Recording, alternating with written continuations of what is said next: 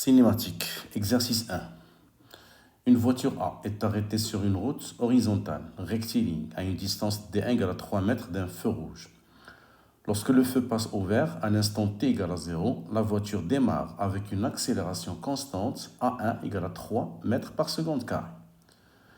Au même moment, un motard M roulant à une vitesse constante V2 égale à 54 km/h se trouve à une distance D2 qui est égale à 24 mètres de la voiture.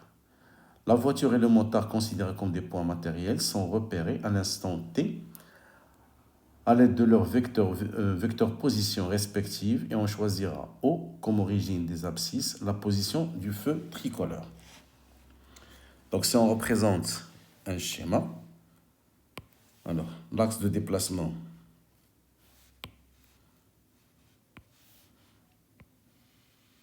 c'est l'axe des X. Alors ici le 0 c'est la position du feu rouge, la position de la voiture à une distance D1,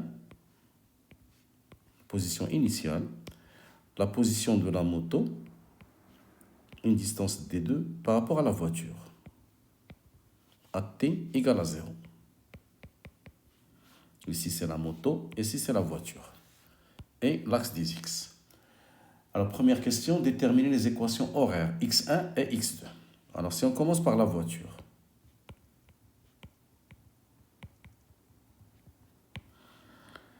Alors la voiture a une accélération A est égale à 3 mètres par seconde.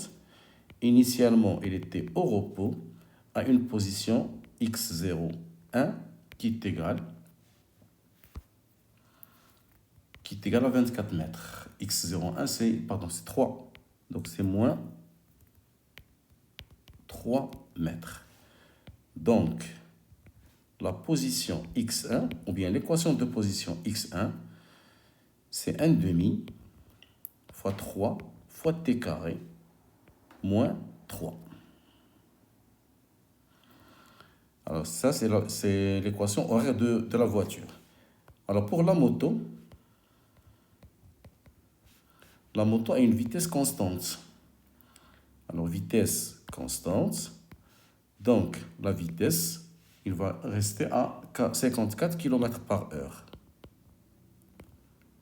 qui est équivalente à 15 mètres par seconde. Donc son équation horaire, c'est x2 égale à 15 fois t plus x0 de la moto, qui est égal à d1 plus d2, à moins d1 plus d2. Donc c'est moins d1 plus d2, ça fait 27. Et on trouve les deux équations horaires du mouvement de la voiture et de la moto. Alors deuxième question. Déterminer les instants des dépassements ainsi que les positions de la voiture et de la moto à ces instants. Alors au dépassement,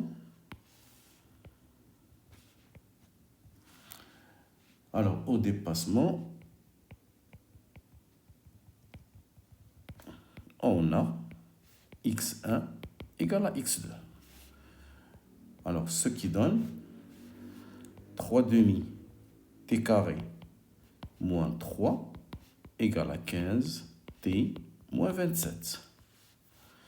Donc ce qui est équivalent à 3t carré moins 30t, si on multiplie le tout par 2, moins 30t plus 48 égale à 0. On peut simplifier aussi par 3, donc t carré moins 10t plus 16 égale à 0. Alors les instants de dépassement, on calcule delta. Delta égale à 10 au carré moins 4 fois 16. Ça fait 36. Donc l'instant du premier dépassement, T1, c'est moins B, donc c'est 10. Racine de delta, c'est 6 sur 2, qui est égal à 2 secondes. Le deuxième dépassement, T2, c'est 10 plus 6 sur 2, Ça fait 8 secondes. Donc le premier dépassement, c'est le dépassement de la moto à la voiture. Le deuxième instant correspond au dépassement de la voiture à la moto. Parce que la voiture a un mouvement accéléré, donc il va encore dépasser la moto. Maintenant, les positions. Alors, la position du premier dépassement, c'est x1. La position du premier dépassement, c'est x1, donc il est égal à quoi? Il est égal à 15t, 15t1 moins 27. Alors, 15t1, c'est 30. 30 moins 27, c'est 3 mètres. Et le deuxième dépassement aura lieu à x2 qui est égal à 15t2 moins 27. Alors 15 fois 8 moins 27.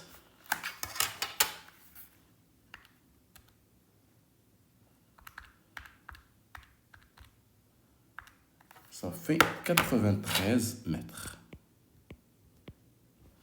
Ce sont les positions des deux dépassements. Question 3. Si le motard roulait à 36 km par heure, pourrait-il rattraper la voiture? Donc on va refaire les mêmes calculs, mais avec une vitesse de la moto qui est égale à 36 km par heure.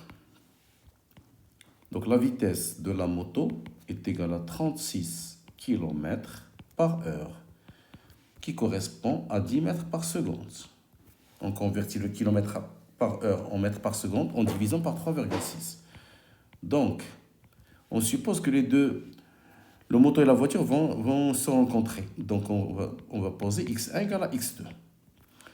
Alors, l'équation de la voiture ne va pas changer. 3 demi t carré moins 3 égale l'équation de x2 de la moto. On va remplacer la vitesse par 10 fois t moins 27.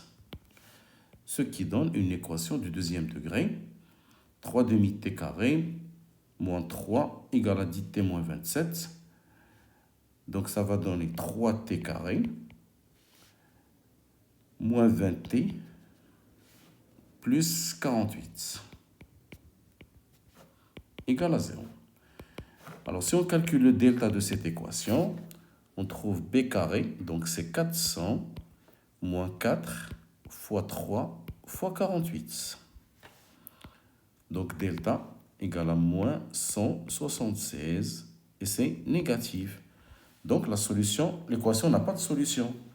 Donc la moto ne va pas dépasser la voiture. Donc on n'a pas de dépassement.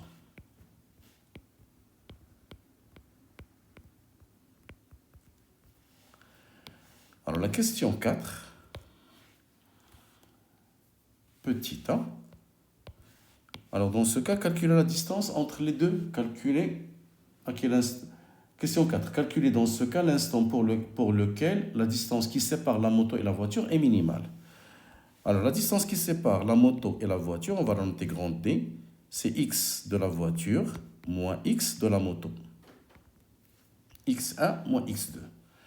Alors x de la voiture, c'est 3 demi t carré moins 3. X de la moto, c'est 10t moins 27. Donc moins 10t plus 27. Donc la distance D égale 3 demi t carré moins 10t plus 24. Alors pour que D soit minimal, alors D prend sa valeur minimale si la dérivée de D sur dt, à l'instant t1 égale à 0. Donc, la dérivée de D, c'est 3t moins 10 égale à 0 à l'instant t1, ce qui donne l'instant t1 égale à 10 sur 3 secondes. Alors la question c'était à quel instant déterminer dans ce cas l'instant pour lequel la distance qui sépare la moto et la voiture est minimale. En déduire cette distance, petit b, en déduire cette distance, on va remplacer T1 avec l'équation. Soit l'équation de la moto, soit l'équation de la voiture. Donc on va prendre l'équation de la voiture. Plutôt, on cherche la distance D. Donc on va remplacer T dans l'expression de D. Alors D égale D minimal égale à 3 demi de T1 au carré moins 10 fois T1 plus 24. Ce qui donne 3 demi 10 sur 3 au carré moins 10 fois 10 sur 3 plus 24. Ce qui donne D minimal égale à 7,53 mètres, bien 33 mètres. Voilà.